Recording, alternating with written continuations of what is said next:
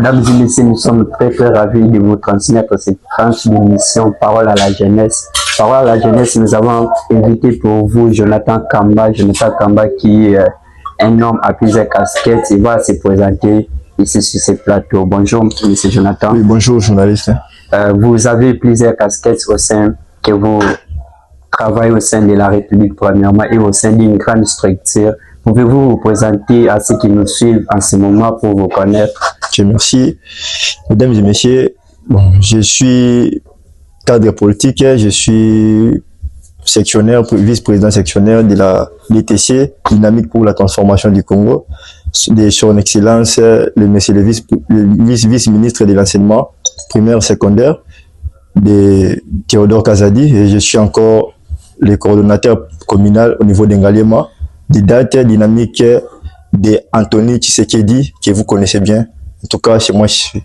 Merci. On vous a reçu sur cette tranche d'émission Parole à la jeunesse pour parler un peu sur les changements de la Constitution. Vous venez de le mentionner, vous travaillez à la structure date qui veut dire... date là qui veut dire dynamique d'Anthony Tshisekedi. Dynamique d'Anthony Tshisekedi, où vous êtes déjà le coordonnateur dans la commune d'Engalema. C'est quoi la mission des dates pour la République démocratique du Congo? Ok. La mission des dates pour la République démocratique du Congo, nous avons une mission de sensibiliser la jeunesse, de mobiliser la jeunesse, afin qu'on puisse avoir notre pouvoir. Parce que auparavant, on disait que la jeunesse est la force du demain. Aujourd'hui, nous voyons la jeunesse là, en train de se perdre comme ça, on les envoie comme ça, ils partent, on les envoie comme ça. Maintenant, nous voulons qu'il y ait un président qui viendra en 2028, qui puisse être jeune. C'est pour cela que nous avons choisi Anthony Tshisekedi comme notre candidat. Déjà, vous voulez dire que c'est les dauphins du président Félix Antoine Tshisekedi ou c'est une structure à part et qui mène une politique loin de l'IDPS? Non, non, nous sommes loin de là. Il n'est pas le dauphin de son père Tshisekedi, mais il inspire la jeunesse en fait. C'est un homme dans lequel toute la jeunesse, bon, de la ville-province de Kinshasa, particulièrement ici à République démocratique du Congo, ont mis la confiance en lui en fait. Donc nous espérons qu'avec lui, quand même, les jeunes doivent se retrouver parce que nous voyons beaucoup de jeunes sont dans des chômages, beaucoup de jeunes sont délaissés, beaucoup de jeunes sont devenus donc par-ci par-là. Maintenant, nous voulons les rassembler en fait, les unir en fait qu'ils puissent retrouver leur part de la jeunesse. Donc nous voulons pas voir des papas là dans des bureaux là qui s'assoient toujours dans les mêmes postes là de 1900 jusqu'à 2000. Non, nous voulons avoir des remplaçants aussi. Donc Anthony Tshisekedi, c'est notre choix que nous souhaitons qu'il puisse être le président en 2028, s'il y aura les élections. Monsieur Kamba, vous voulez nous faire croire que pour une première fois, nous allons voir un fils s'opposer à son propre père, ou c'est un jeu que vous voulez nous faire croire que c'est un opposant de son père et enfin en 2018, nous voir comme dauphin de son père? Non, il n'est pas opposant de son père. D'abord, le changement de la Constitution. C'est là vraiment le débat de notre émission. Nous sommes pour les changements de la Constitution, comme dit notre président de la République. Nous sommes là pour les changements de la Constitution parce que notre Constitution ici, c'est l'article 217, c'est là où on a abîmé tout. Vous voyez, aujourd'hui, vous avez eu l'information qu'il y a des gens là qui quittent de l'Amérique vers le Congo. On les a laissé l'espace ici. Donc, les Congos doivent accueillir presque toutes les gens. Tout ceci là, c'est à cause de la Constitution. Mais il n'y a nulle part dans la Constitution, on a mentionné que les Congos devraient accueillir tout le monde et les héberger. Je vous dis, c'est juste une politique que le président mène avec son gouvernement. Non, je vous dis de bien lire l'article 217. On a dit que tous les pays qui aura des conflits de guerre doivent signer l'accord avec la République démocratique du Congo, en fait qu'on puisse laisser l'espace qu'ils puissent s'occuper. En fait, nous sommes là pour seulement rassembler les gens, rassembler les poubelles, donc on ne peut pas accepter ça. C'est pour ça que nous sommes pour les changements de la Constitution. Et pourtant, lorsque nous voyons bien l'esprit de l'article ou l'économie de l'article 217, c'est un article qui dispose sur c'est une manière de céder notre souveraineté à d'autres pays. On n'a pas mentionné nulle part qu'on doit accueillir tout le monde ici en République démocratique du Congo. Lorsque nous parlons de céder c'est quoi? Laisser la place. Donc nous laissons la place à n'importe qui. S'il y a la guerre, nous laissons la place. Mais ce n'est pas un non-article. Parce que dans les pays là, toi tu peux pas aller sans document, tu vas faire les documents. Maintenant, et entre seulement dans notre pays, sans avoir le document, sans avoir quoi, tout ceci là, c'est à cause de la Constitution. C'est pour ça que nous sommes oui pour les changements de la Constitution, non la révision de la Constitution. Et un principe, ici en Afrique, lorsqu'un président change la constitution, c'est juste pour renforcer son pouvoir. Ça ne sera pas le cas pour les présidents actuels de renforcer son pouvoir, ou c'est juste une manière de changer la plupart des choses qui ne sont pas conformes avec la réalité du peuple congolais. Je vous dis, les opposants là, ici au Congo, il n'y a pas des opposants, d'ailleurs. Mais il y a Martin Fayulu qui est opposant. Martin Fayulu, il est là. Il y a aussi des jeunes comme vous, Marlène, Martin Fayulu, il est là, publiquement comme ça. Vous le voyez qu'il est opposant. Mais la nuit, il part se fatiguer, il part manger. Avez-vous des preuves de vos allégations? Nous avons des preuves, nous connaissons bien, même si Presse Epenge vient comme ça, nous allons se battre avec lui. Martin Fayulu, il est là, opposant. Publiquement, comme ça, il est opposant sur les jours, mais la nuit, il est là en train de manger l'argent. Il n'est pas l'opposant. Quels sont les articles que vous voulez réellement changer? Parce qu'on ne vous comprend pas aussi. Des fois, vous parlez de la modification du changement, parfois du changement de la Constitution. En réalité, c'est la modification de la Constitution ou juste les changements? Bon, nous voulons changer la Constitution, c'est par rapport, parce que nous voulons que tous les Congolais bénéficient de tout ce qui appartient dans leur pays, en fait. Vous voyez, dans notre pays, pour d'abord payer une personne $100, $120, $150 dans un travail mensuel comme ça, c'est tout un problème, en fait. Donc, dans notre pays, c'est tout un problème. Donc, tu travailles, c'est comme si tu travailles pas. Difficile de louer la maison, difficile de marcher, parce que si nous comptons la vie que nous menons ici, louer la maison, faire des transports, faire ça, et puis avec un salaire là de 80, de $70, tu peux rien faire. Maintenant, nous voulons que toute la jeunesse là, qu'on puisse être sensibilisé et qu'on puisse dire oui au changement de la Constitution, qu'on puisse modifier la Constitution, que la Constitution là soit oui, c'est clair, soit pour le bien-être. Mais en quoi, par exemple, la Constitution bloque les paies des agents, par exemple, des fonctionnaires et l'État? Bon, la Constitution ici ne bloque pas, mais ne nous donne pas l'avantage, en fait. Nous n'avons pas l'avantage pour la Constitution. Si nous voulons que nous voulons avoir l'avantage sur l'actuelle constitution que nous devons changer ensemble avec le Congolais, parce que l'actuelle constitution là, c'était rédigé au Rwanda avec Paul Kagame et puis ramené au Congo. Mais la plupart des gens disent que c'est une constitution exportée de la Belgique et vous venez avec un autre argument que ça venait de Rwanda. Est-ce que vous avez des preuves réellement ou ce sont juste des débats que vous... Oui, vous êtes Congolais, vous connaissez même lui-même les garants de la nation, mon président que je cite, le Félix Antoine Tshisekedi Tshilombo. Il dit souvent, c'est lui qui mène cette guerre-là. Ce n'est pas nous, ce n'est pas nous les Congolais, mais c'est les Rwandais. Le Rwanda est derrière toutes les souffrances du peuple congolais. Maintenant, nous voulons annuler la constitution-là afin que nous, les Congolais, qu'on puisse avoir des avantages sur l'actuelle constitution. Déjà, pour modifier ou changer la constitution, il faut passer par les référendums. Et là, on voit également le peuple. Croyez-vous que le peuple est avec vous dans cette opération ou vous allez le faire d'une manière agressive, par exemple? Je dis comme ça, le peuple est conscient, qui savent de quoi nous parlons pour la constitution, doivent être oui pour la constitution. Vous voyez, ceux-là qui n'acceptent pas pour la constitution, ils ne sont pas des Congolais. Mais comment les peuples doivent être d'accord avec le changement de la constitution au moment où ils ne sont pas payés, la vie sociale n'est pas facile? Croyez-vous que c'est une opération facile? Mais si nous laissons cela, ils seront toujours comme ça. Il faut qu'ils puissent accepter qu'on puisse changer la constitution, fait que leur vie puisse être améliorée quand même. Mais c'est une vie que les pouvoirs en place leur ce n'est pas imposé, je dirais. Ce n'est pas question de pouvoir en place. Mais Kabila, il avait laissé les enseignants avec un salaire de 80 000 francs. 80 000 francs congolais. Si vous avez même un monsieur, quelqu'un que vous connaissez, il avait un salaire de 80 000 francs, malgré que les dollars c'était à 16, 60 000 francs. Maintenant, nous sommes aujourd'hui, les dollars c'est à 23 000 francs, 22 500 francs. Mais nous sommes aujourd'hui, tous les enseignants, NI et NP, touchent 350 000, il y a ceux-là qui touchent 450 000. Vous voyez, non. Ils ont fait 3 mois impayés. Là, ça dépendra de leur école. Mais je vous assure que leur salaire, on les a augmentés. En plus, ils ont des avantages, des primes qu'ils ne touchaient pas. En fait. Donc, c'est comme ça. Et revenons un peu au débat sur les changements ou la modification de la Constitution que vous-même, d'ailleurs, je peux dire, vous ne maîtrisez pas d'ailleurs ce que vous voulez réellement. Quels sont les avantages de changer une constitution avec l'actuelle politique? Je vous ai dit, l'avantage de changer la constitution, c'est pour le bien-être des peuples congolais, parce que cette constitution ici n'est pas pour nous, en fait. Vous voyez, tout, c'est à la base de la constitution. Donc, ici, au Congo, les lois ne sont pas respectées. Tout ceci là, c'est à la base des constitutions. Nous devons changer les textes là Pourquoi? Pour avancer, en fait. Avec les textes là, ça bloque le président de faire beaucoup de choses. Le président lui-même allait nommer les gouverneurs, mais non pas les gouverneurs. Pourquoi? C'est à cause des constitutions. Donc, et donc les gouverneurs là, les candidats là sont, s'ils ont de l'argent, peuvent faire bouffer les députés comme ça, en fait qu'ils puissent les... Monsieur Jonathan, parce que vous évoquez trop la question qui bloque l'actuelle constitution, à l'occurrence l'article 217 qui consacre ici la souveraineté. Moi, je comprends que c'est pas une mauvaise interprétation qu'on donne à cet article, ou soit vous voulez seulement vous baser sur cet article pour prendre une raison sur la modification de la Constitution. Bon, je vous ai dit, ce n'est pas une raison que nous bloquions cet article. Bon, en fait, la constitution que nous allons changer, ça va nous aider, ça va t'aider moi et ça va aider tous les Congolais, en fait.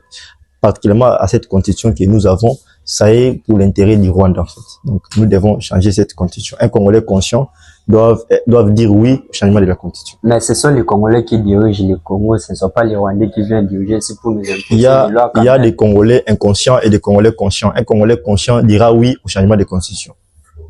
Et vous voulez dire que tous ces opposants qui s'opposent au changement de la Constitution sont des inconscients politiques? Ce sont des opposants qui mangent l'argent du Rwanda. C'est eux qui disent non au changement de constitution et puis qui ont leurs intérêts.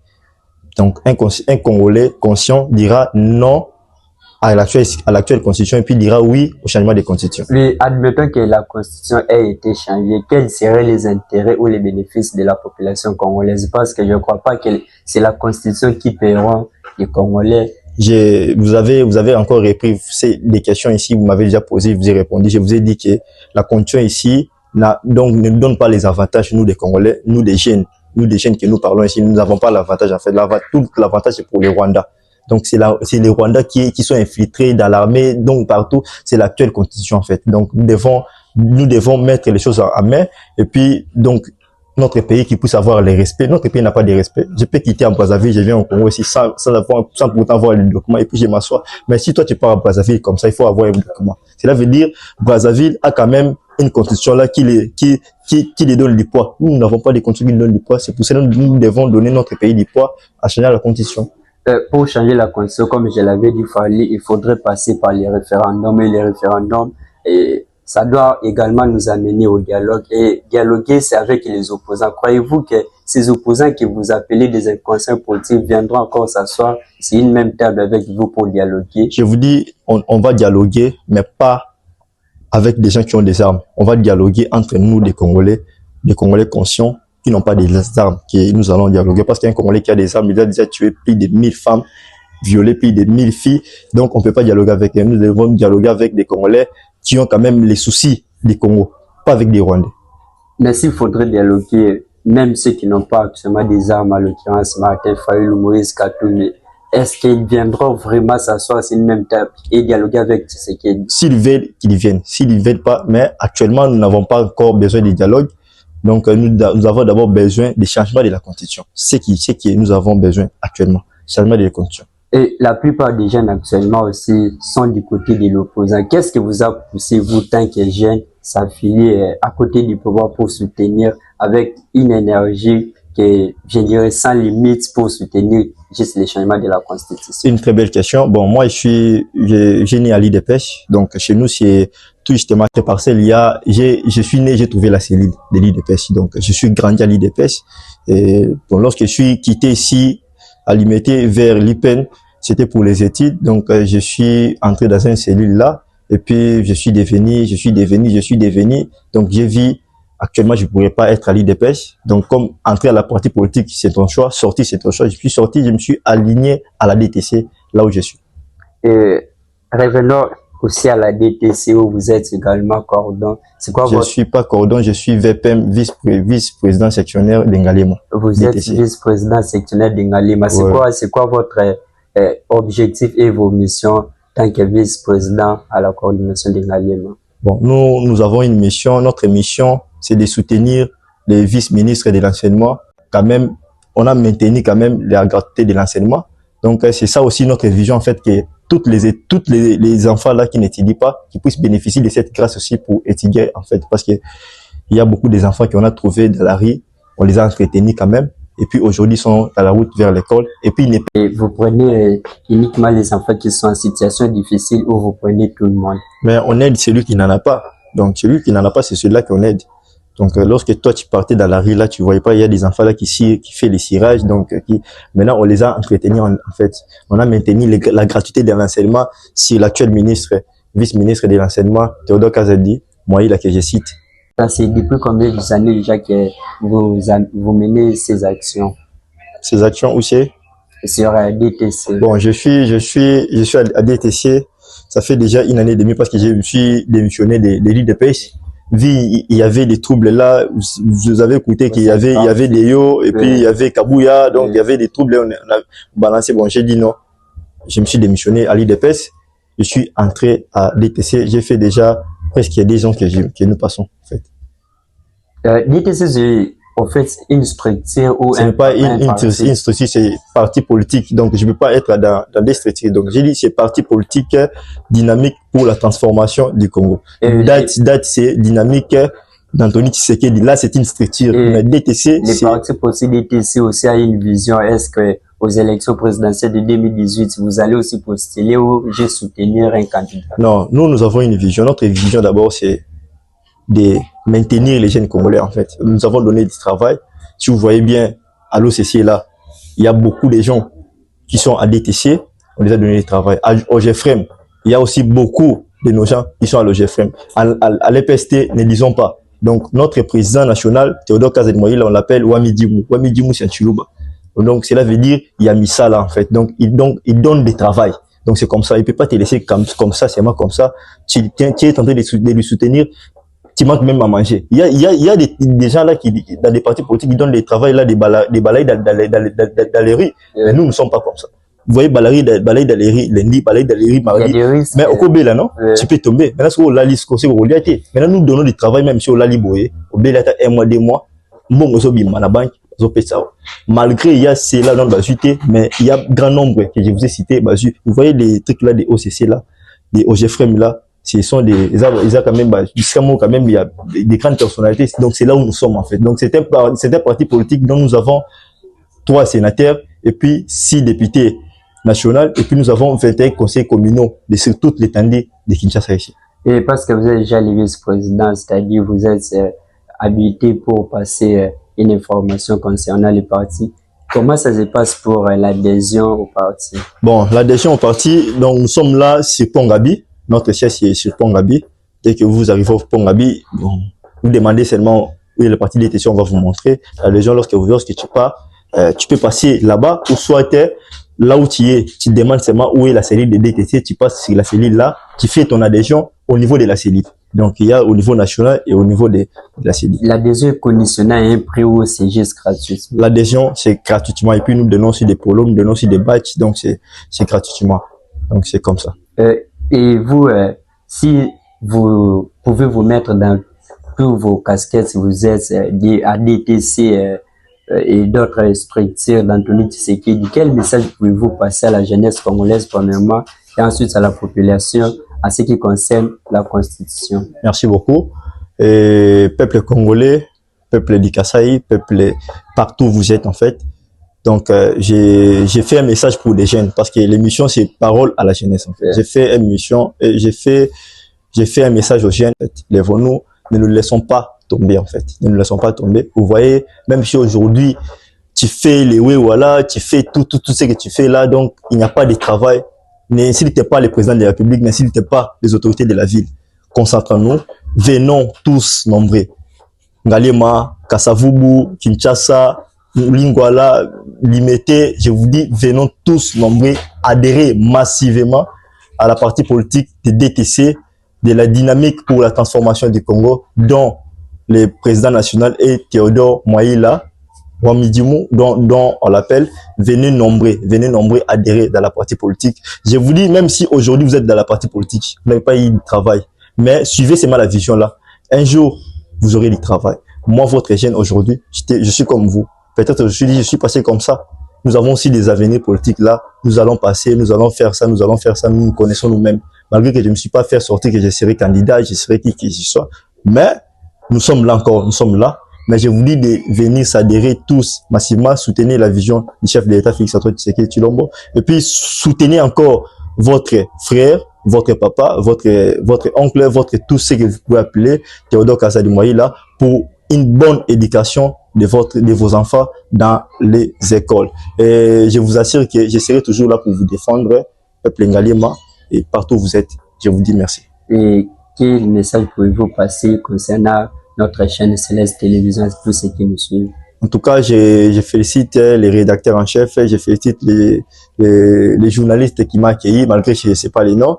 Et je félicite aussi mon ami Baflek Tavunda, dont il m'avait invité, je suis venu. En tout cas, c'est une bonne chaîne, dont lorsque vous venez, en tout cas, vous allez voir de vous-même. En passant, je salue ma mère, je salue mon père Kamba, et puis je salue aussi mes frères, je salue aussi tous mes collaborateurs de la DTC. Je vous dis que le Seigneur vous bénisse. Mesdames et messieurs, vous l'aurez compris que nous étions sur ce plateau avec Jonathan Kamba, qui est vice-président à DTC Ngalema, mais également coordonnateur et communicateur en chef en Ngalema sur la dynamique Anthony Tshisekedi. Nous sommes arrivés à la fin de notre émission. Si vous avez aimé, remerciez, dites un mot gentil à Rachidi Mandef qui était derrière nos caméras. Au revoir.